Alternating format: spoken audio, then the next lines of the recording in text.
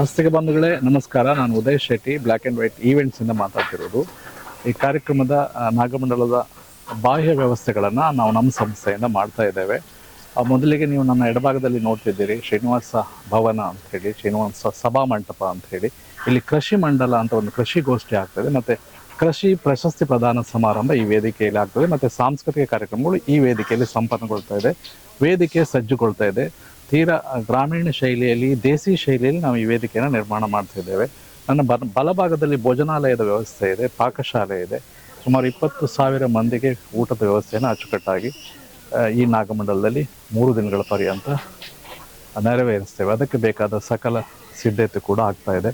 ಪುರ ಶೃಂಗಾರ ಆಗಿದೆ. ಪುರವನ್ನು ಬಹಳ ಬಣ್ಣದ ಬೆಳಕುಗಳಿಂದ ಶೃಂಗರಿಸ್ತಾ ಇದ್ದಾವೆ, ಪತಾಕೆಗಳಿಂದ ಶೃಂಗರಿಸ್ತಾ ಇದ್ದಾವೆ.